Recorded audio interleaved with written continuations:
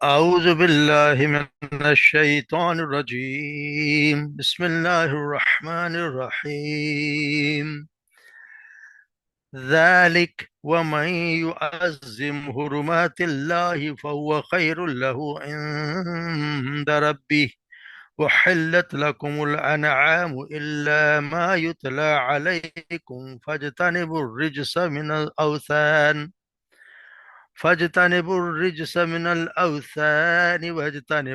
واجتنبوا قول الزور حنفاء لله غير مشركين به.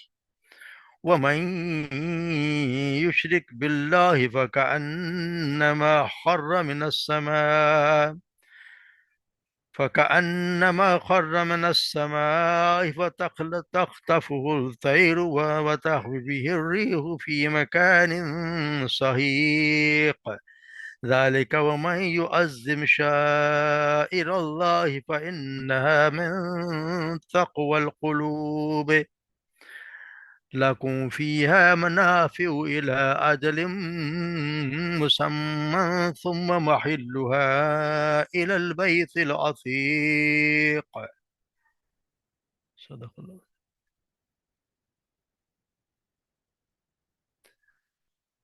ذالک یعنی یہی اسی طرح ہے، یعنی خانہ کعبہ کا حکم یہ اسی طرح ہے. وَمَن يُعَظِّمْ حُرُمَاتِ، اور جو کوئی عظمت کرے، تعظیم کرے، حرمات اللہ، اللہ کی حرمتوں کا، فَهُوَ خَيْرٌ لَهُ، پس وہ اسی کے لیے خیر ہے، عند ربی، اس کے رب کے پاس. وحلت لکم، اور حلال کیے گئے ہیں، حلال لکم تمہارے لیے، انعام چوپائے، الا سوائے، ما یتلا علیکم جو پڑھ دیے گئے، یعنی بتا دیے گئے ہیں تمہیں، وجتانب اور فجتانب الرجس، اور اجتناب کرو، بچو پتوں کی، رجس ناپاکی سے، گندگی سے، من الاوثان بتوں کی، وجتانب اور اجتناب کرو، بچو قول الزور جھوٹی بات سے، حنفاء للہ یعنی یکسو ہو جاؤ ایک اللہ ہی کے لیے، غیر مشرقین بھی،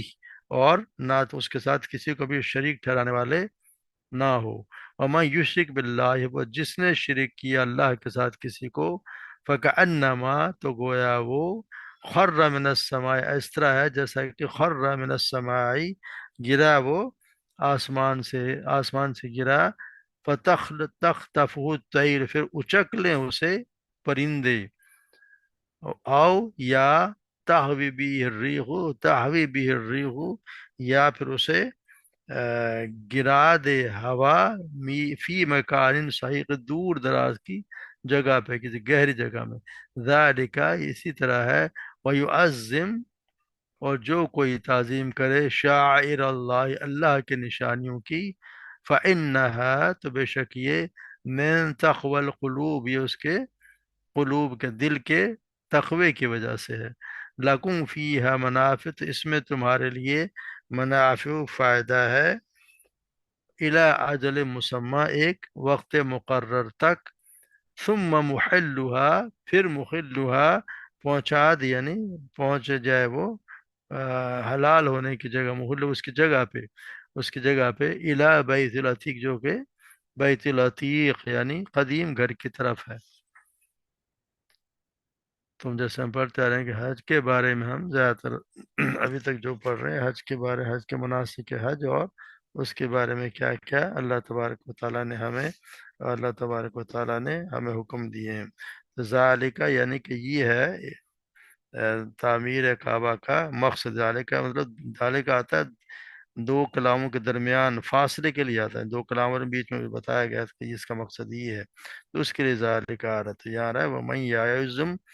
وَمَن يُعَظِّمْ حُرُمَاتِ اللَّهِ فَهُوَ خَيْرٌ لَهُ عِندَ رَبِّهِ،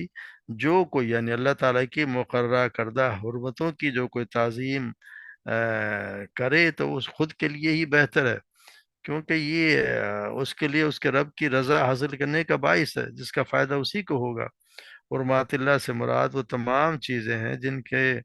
احترام کا اللہ تبارک و تعالیٰ نے حکم دیا ہے، جیسے حرم ہے، مسجد حرام ہے، حرمت والے مہینے ہیں، یا پھر یہ ہدایہ یعنی کہ قربانی کے لیے کیے جانے، قربانی کے لیے چن لیے گئے جو جانور ہوتے ہیں، جو اونٹ ہو گئے یا بھیڑ بکریاں گائے ہو گئی، جن کے بھی گلے میں ہم پٹے ڈال دیتے ہیں، وہ سارے اسی میں اللہ کی حرمت میں سے آ جاتے ہیں۔ تو ان کی سب کی تقریب ابراہیم علیہ السلام کے زمانے سے ہی چلی آ رہی، مگر پھر مشرکین نے کیا کہ اپنے آپ کو ویسے تو ملت ابراہیم کے پیروکار ہونے کا دعویٰ کرتے ہیں، اور اس کے باوجود ان حرمتوں کو پامال کر دیا، اور اپنے خود ساختہ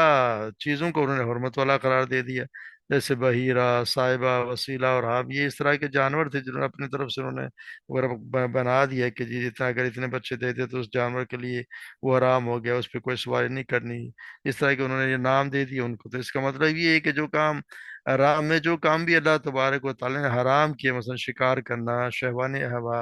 افعال ہیں، لڑائی جھگڑا، فسوق و فجور ہے، یعنی حج کے دنوں میں، تو ان کے ارتکاب کو بھی جو شخص بہت بڑا گناہ سمجھ کر ان سے بھی اجتناب کرے گا، یعنی وہ سمجھے گا کہ اللہ تبارک و تعالیٰ نے اسے ہمیں ان سے منع کیا اور وہ ان سے کرنے سے بچے گا، تو یہ بھی اس کے رب کیا اس کے لیے بہتر ہوگا۔ تو پھر یہاں بتایا گیا ہے کہ وَأُحِلَّتْ لَكُمُ الْأَنْعَامُ إِلَّا مَا يُتْلَى عَلَيْكُمْ، کہ ان کے ساتھ اللہ تبارک و تعالیٰ نے ان چوپایوں کو حلال ہونے کا حکم دیا جو مشرکین نے حرام کر رکھے تھے، یعنی بحیرہ، صاحبہ وغیرہ کو اللہ تبارک و تعالیٰ نے حرام قرار دی تھی، سوائے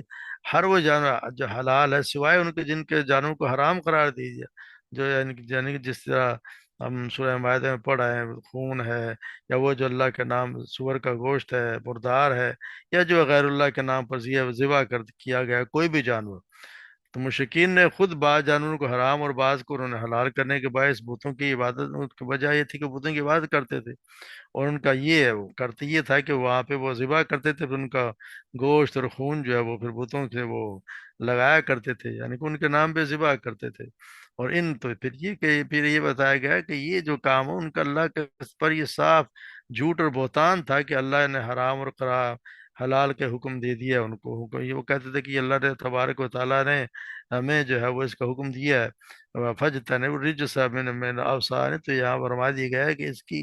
گندگی سے اہلت رکھنا وما یتلی علیکم فج تنب الرجس، یعنی کہ یہ تمہارے اس سے اجتناب کرو، اس گندگی سے، رجسا کا مطلب ہے کہ یعنی کہ بتوں کی پرستی سے بچو، اس طرح بچو جیسے کوئی غلاظت سے آدمی گھن کھاتا ہے اور دور ہٹتا ہے، گویا یہ کہ وہ نجاست سے بھرے ہوئے ہوں، اور قریب جاتے ہی آدمی ان سے نجس اور ناپاک پلید ہو جاتا ہے۔ تو یہاں یہ بتایا گیا کہ اتنی گندگی ہے ان میں کہ ان سے بچو، من الاوثان، ان کی بتوں کی گندگی سے، اور یعنی کہ اگر آپ کسی بھی چیز کو اگر آپ پوجے لگ جائیں تو وہ آپ کی، اگر اگر آپ نے کسی قبر کو بھی بنا لیا تو وہ بھی اسی میں شامل ہو جاتی ہے، کہ وہ بھی اوثان میں شامل ہو جاتی ہے، کہ اگر آپ اس کی اگر پوجا کر لیں، جیسے کسی بھی قبر کی پوجا کی جائے وہ بھی قبری وثن یعنی بت ہو جائے گی، جس طرح کہ سیدنا ابو ہریرہ بیان کرتے ہیں کہ آپ صلی اللہ علیہ وسلم نے فرمایا کہ اللہ میری قبر کو وثن یعنی آستانہ نہ بنانا کہ لوگ اس کی پوجا کرنے لگ جائیں، تو یہ جو بھی کوئی کسی بھی چیز کو پوجے گا تو اس کے لیے وثن ہو جائے گا۔ پھر ساتھ یہ بھی بتا دے کہ وجتنبوا القول الزور، اور برا جھوٹ بولنے سے بچو، یعنی اس کے ساتھ ساتھ جھوٹ، یعنی ساتھ یہ شریک کر دے کہ اس کے ساتھ یہ، اس کے ساتھ ساتھ جھوٹ کا معاملہ بھی ہے، یعنی یہاں جھوٹی بات کو بھی اللہ تبارک کے ساتھ شرک کے ساتھ ملا کر بیان کیا گیا ہے، کیونکہ جھوٹ جو ہے وہ کوئی بھی بات یہ اصل میں یہ کوئی بھی لفظ، کوئی بھی کام کسی مقصد سے جھوٹ بولا ہو، جھوٹی شہادت دینا ہو، کسی پر بہتان لگانا ہو، یعنی کسی بھی غرض سے جھوٹ بولنا شامل ہے، اس سے اجتناب کرنے کا حکم دیا گیا ہے۔ جیسے کہ سیدنا ابو بکرہ بیان کرتے ہیں کہ آپ صلی اللہ علیہ وسلم نے فرمایا کہ کیا میں تم کو کبیرہ گناہوں میں سے بڑے گناہ نہ بتا دوں؟ تو ہم نے عرض کیا کہ بتائیے اللہ کا رسول؟ تو آپ نے فرمایا کہ اللہ کے ساتھ کسی کو شریک کرنا، والدین کے ساتھ نافرمانی کرنا۔ اس وقت آپ تکیہ لگائے بیٹھے، پھر آپ سیدھے ہو کر بیٹھ کر فرمانے لگے خبردار ہو جاؤ جھوٹی بات بھی، آپ برابر یہی فرماتے رہتا ہے کہ ہم نے کہا کہ کاش آپ خاموش ہو جائیں۔ اس طرح آپ صلی اللہ علیہ وسلم نے یہ بھی فرمایا کہ اگر کوئی شخص روزے کی حالت میں جھوٹ بولنا اور اس پر عمل کرنا ترک نہیں کرتا تو اللہ کو اس کے کھانا پینا چھوڑ دینے سے کوئی حرج نہیں ہے، یعنی کوئی وہ نہ ہی روزہ نہ ہی رکھے۔ اسی طرح سیدنا عبداللہ بن مسعود رضی اللہ تعالیٰ عنہ بیان کرتے ہیں کہ آپ صلی اللہ علیہ وسلم نے فرمایا سچ آدمی کو نیکی کی طرف لے جاتا ہے اور نیکی جنت کی طرف لے جاتی ہے، اور آدمی سچ بولتے بولتے صدیق ہو جاتا ہے، اور جھوٹ برائی کی طرف لے جاتا ہے، اور برائی دوزخ کی طرف لے جاتی ہے۔ اور آدمی جھوٹ بولتے بولتے اللہ کے ہاں بہت بڑا جھوٹا لکھ دیا جاتا ہے۔ تو یہ عادت ہوتی ہے، اس لیے کہ یہاں پہ شرک کے ساتھ بتایا گیا کہ جھوٹ سے بھی پرہیز کرو۔ تو پھر یہ بتایا گیا حنفاء، یعنی یکسو نفاق اللہ، یعنی یکسو ایک اللہ کے ہو جاؤ، یا حنفاء کا مطلب ایک اللہ، اللہ کے لیے ہو جاؤ، غیر مشرکین بھی، یہ نہ کہ شریک کرنے والے، نہ کسی کو اس کے ساتھ شریک کرنے والے نہ بن جاؤ۔ اور جو کوئی اس کے ساتھ شریک کرے گا، جو کوئی اس کو جو من یشرک باللہ فقد نہ، تو جو کوئی شریک کرے گا اس کے ساتھ، تو اللہ کے ساتھ پہلے سب سے بات یہ ہے کہ اس میں نفع ایک اللہ کے لیے شریک ہے۔ سیدنا عبداللہ بن عباس بیان کرتے ہیں کہ یہ مشرکین مکہ بھی، ہم کہتے ہیں اللہ کو تو مشرکین مکہ بھی مانا کرتے تھے، مگر وہ ایک اللہ کو نہیں مانتے تھے، اللہ کے ساتھ اور بھی انہوں نے الہ بنا رکھے تھے۔ تو یہاں کا ایک اللہ کے، ایک اللہ کے سوا کسی کو اس کا شریک نہ بناؤ۔ جس طرح سے عبداللہ بن عباس بیان کرتے ہیں کہ مشرکین مکہ جب وہ یہ حج کرتے تھے یا طواف کرتے تھے، وہ بھی یہ کہا کرتے تھے لبیک لا شریک لک، اے اللہ میں ہم حاضر ہیں، تیرا کوئی شریک نہیں۔ تو آپ صلی اللہ علیہ وسلم فرماتے تھے ہلاکت تمہارے لیے یہیں تک رہنے دو، یہیں تک رہنے دو، یعنی اس سے آگے نہ بڑھو۔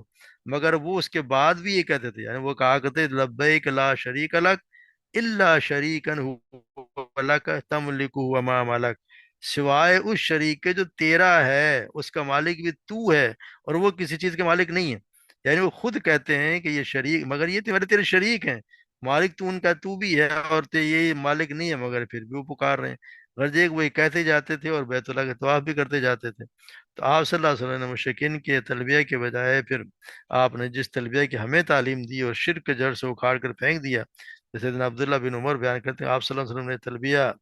آپ اس طرح کہا کرتے تھے لبیک اللہ لبیک، لبیک لا شریک لک لبیک، ان الحمد والنعمت لک والملک لا شریک لک، میں حاضر ہوں اللہ، میں حاضر ہوں، میں حاضر ہوں، تیرا کوئی شریک نہیں، میں حاضر ہوں، ہر قسم کی تعریف نعمت اور بادشاہ تیرے ہی لیے ہے، تیرا کوئی شریک نہیں، یعنی کسی کو بھی شریک نہیں ٹھہرانا، ایک حنیف اللہ کے لیے ہی ہو جاؤ۔ تو یہ مقصد یہ تھا کہ ایک حنیف اس طرح ہو جاؤ۔ تو پھر وَمَن يُشْرِكْ بِاللَّهِ فَكَأَنَّمَا خَرَّ مِنَ السَّمَاءِ، تو جو شخص جو شرک کرے گا اللہ تعالیٰ کے ساتھ، اس کا تو گویا ایسا ہے کہ جیسے وہ آسمان سے گرا۔ یعنی مطلب یہ کہ جو شخص توحید پر قائم ہے تو پھر اس کا تو تعلق اللہ تبارک و تعالیٰ سے ہو گیا، تو وہ پھر بلندی اور عزت و شرف میں گویا آسمان پر ہے، یعنی وہ اس کا مرتبہ اتنا ہے کہ وہ سمجھے کہ وہ کیونکہ صرف ایک اللہ کی بات کرتا ہے اور اسی کا حکم ہے۔ تو اگر تو یعنی کہ اس کے تو اتنا اس کا اللہ تبارک و تعالیٰ اس کو درجہ دے دیا، جب اس نے شرک کیا تو اس بلند مقام سے گر گیا۔ اب یا تو اسے پرندے راستے میں اچک لیں گے، یعنی وہ بتوں کے، یعنی یہ مثال یہ دی گئی ہے کہ جیسے پرندے مقصد یہ ہے کہ یا تو بتوں کے پجاریوں یا پھر ان زندہ یا مردہ پیروں بزرگوں کے مجاوروں کے ہتھے وہ چڑھ جائے گا، جنہوں نے ان پیروں اور بزرگوں کو الہ بنا رکھا ہے، یا پھر ہوا اس سے بہت دور جگہ گرا دے گی، یعنی اگر کسی کے قابو میں نہ آیا تو اللہ سے بدزن ہو ہی جائے گا، پھر اسے اس کی خواہش بہت دور گہری جگہ میں گرا دے گی، یعنی پھر وہ دہریہ ہو جائے گا، سب سے منکر ہو جائے گا، نہ اس کا رہے گا نہ پھر وہ دہریہ ہو جائے گا۔ تو پھر ہوگا یہ کہ بہت دور جا کے اس کو اللہ تعالیٰ یعنی وہ گہری کھائی میں گرا دے گی۔ صحیح کہتے ہیں کہ بہت گہری جگہ کو صحیح کہا جاتا ہے، یعنی کہ اتنی گہری ہو کہ کوئی بھی جو چیز اس میں گرے وہ پاش پاش ہو جائے، یعنی پھر بندہ جو ہے وہ اخلاق کی پست میں اس گہرے گڑھے سے تشبیہ دی گئی ہے جس میں گر کر انسان جو ہے وہ بالکل ریزہ ریزہ ہو جائے۔ تو اس سے دیے کہ تو یہ ہوگا کہ اگر شرک کرے گا تو پھر اس کا حال یہی ہونا ہے جو یہ اللہ تبارک و تعالیٰ نے مثال سے فرمایا۔ پھر فرمایا کہ ذالک، یعنی اسی طرح ہے کہ انم وذالک ومن یعظم شائر اللہ، جو کوئی عظمت اللہ کے شاعر، یعنی کہ اللہ کی جو نشانیاں ہیں ان کی تعظیم کرے گا، کانہا تو گویا بے شک یہ من تقوی القلوب، تو پھر اس کے تقوی میں تقوی سے ہے، یعنی جو اللہ تبارک تعالیٰ کی شاعر کے جو نشانیاں ہیں اللہ کی، وہ چیزیں اللہ تعالیٰ کی عظمت کا شعور دلانے کے لیے، مطلب کہ شعر سے مطلب شعور سے نکلا ہے، یعنی اللہ تعالیٰ کی عظمت کا جو شعور دلانے کے موقع رکھیں، جو اس کی تعظیم کرے گا تو اس کا باعث، اس کی وجہ اس کے انسان کے دل کا تقوی ہے، یعنی جس کے دل میں اللہ تبارک و تعالیٰ کا ڈر ہوگا وہ اس کی تعظیم ضرور کرے گا۔ تو ہر وہ چیز جس کی زیارت کا اللہ نے حکم دیا ہے، یا اس میں حج کا کوئی بھی عمل کرنے کا اللہ تعالی نے حکم دیا ہے، تو وہ شاعر اللہ میں داخل ہے۔ اسی طرح وہ چیزیں جو حرم میں ہیں، حرم خود ہے، اللہ اللہ تبارک و تعالیٰ کا گھر ہے، یا مقام ابراہیم ہے، صفا و مروہ ہے کہ ہم پڑھتے ہیں صفا و مروہ کے لیے بھی، کہ یہ بھی شاعر اللہ اسی میں سے ہیں۔ اللہ تبارک و تعالیٰ نے جن کو اپنا نشانے قرار دیا گیا، اس طرح جو بھی اللہ تبارک و تعالیٰ وہ سب شاعر اللہ۔ اور اسی طرح ان میں جو قربانی کے جانور ہیں وہ بھی اسی میں شامل ہیں۔ تو جو بھی ان کی کوئی عظمت کرے گا، وہ اللہ تبارک و تعالیٰ کا مقصد یہ کہ وہ تقوی کی وجہ سے کرے گا۔ تو اس میں یہ بھی بتایا کہ جو جانور ہوں گے، پھر اس کا تعظیم کا یہ مطلب یہ کہ ان کو پھر کوئی جانور خریدے تو کوئی قیمتی خریدے، کوئی عیبدار جانور نہ خریدے، ان کو خوب کھلائے پلائے سجا کر رکھے، ان کو تنگ نہ کرے، اور ان کی تعظیم کا حکم دیا گیا کہ ان کی بھی تعظیم کی جائے۔ تو یہاں یہ بتایا گیا ہے کہ پھر وہ وہی کرے گا جس کے دل میں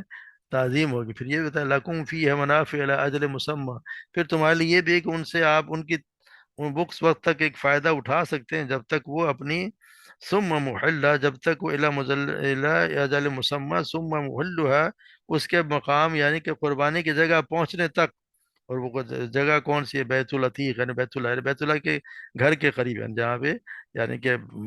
حرم سے حرم سے مراد ہے کہ بیت اللہ میں تو نہیں ہے قربانی ہوتی نا، یعنی کہ جو بھی حرم کا علاقہ ہے اس میں پہنچانے تک، اس سے آپ جو ہے نا، اس سے فائدہ اٹھانے سے مراد ہے ان پہ سواری کی جا سکتی ہے، ان کا دودھ پیا جا سکتا ہے، ان کے نسل اور اون حاصل کیا جا سکتا ہے، اس طرح ان کے گوبر وغیرہ کو ایندھن یا کھاد کے طور پر استعمال کیا جا سکتا ہے۔ مشرکین کا یہ تھا کہ جس طرح قربانی کا گوشت نہیں کھاتے تھے، اسی طرح قربانی کے جانور سے فائدے بھی نہیں اٹھاتے تھے، نہ اون لیتے تھے، نہ دودھ، نہ سواری۔ تو اسی لیے کہا گیا ہے کہ ان سے آپ فائدہ اٹھا سکتے ہیں اس وقت تک جب تک وہ پہنچ نہ جائے۔ اس کی مثال اسی طرح صاحب صلی اللہ علیہ وسلم نے ایک آدمی کو ایک بدنہ، یعنی قربانی کے لیے مکہ جانے والا اونٹ، اس کو بدنہ کہتے ہیں، اس کو ہانک کر لے جاتے ہوئے دیکھا تو آپ فرمایا اس پر سوار ہو جا۔ اس نے کہا کہ یہ ہدنا ہے، یہ بدنہ ہے، تو فرمایا اس پر سوار ہو جا۔ اس نے کہا یہ بدنہ ہے، تو آپ نے فرمایا اس پر سوار ہو جا، افسوس ہے تم پر، یعنی آپ نے فرمایا کہ اس پر سوار ہو جاؤ، بس اسے تکلیف نہ دو، جب تک تمہیں اس کی ضرورت ہے تو بس سوار ہو جائے، اس کا فائدہ اٹھا لو، اس کو منع نہیں کیا گیا۔ تو یہ بتایا گیا ہے کہ ان پر جب تک وہ قربانی کا ایسا جانور جو کعبہ تک پہنچنے والا ہو تو اسے یعنی حرم کعبہ میں پہنچ جائے اس وقت تک، یعنی کوئی بڑا اس میں کعبہ میں تو جیسے بتایا قربانی ہوتی نہیں ہے، تو مکہ پہنچ جائے یا مینا میں جہاں بھی قربانی کی جائے وہاں تک پہنچ جائے، تو اس کے لیے پھر درست ہے وہاں تک پہنچانا ضروری ہے۔ اور پھر وہ جگہ ہے جہاں پہ اس کی قربانی کرنی ہے، تو جا کے اس کو، یا وہیں پہ جا کے اس کو بتایا گیا ہے کہ وہاں پہ جا کے جب تک نہیں پہنچ جاتی اس سے تم فائدہ اٹھا سکتے ہو۔ تو یہاں چار قسم کے جانوروں سے ویسے قربانی جائز نہیں ہوتی، کہ وہ بھینگا جانور ہو جس کا بھینگا پر نمایاں ہو، وہ بیمار ہو جس کی بیماری بھی نمایاں ہو، وہ لنگڑا ہو جس کا لنگڑا پن بھی واضح ہو، اور یا اتنا بوڑھا ہو کہ بہت ہی لاغر ہو، تو اس لیے ان کی قربانی بھی جائز نہیں، اس لیے کہتے ہیں قربانی کرتے اچھے جانور کی قربانی کرنا چاہیے۔ تو اللہ تبارک و تعالی ہمیں بھی سمجھ بھی عطا فرمائے، ان پہ عمل کرنے کی توفیق بھی عطا فرمائے۔ اللہ تبارک و تعالی ہم سب کو حج کی توفیق بھی عطا فرمائے، اور یہ جو حج کے احکامات ہیں، ارکان ہیں، ان کو بھی صحیح طریقے سے ادا کرنے کی توفیق عطا فرمائے۔ وما علینا الا البلاغ۔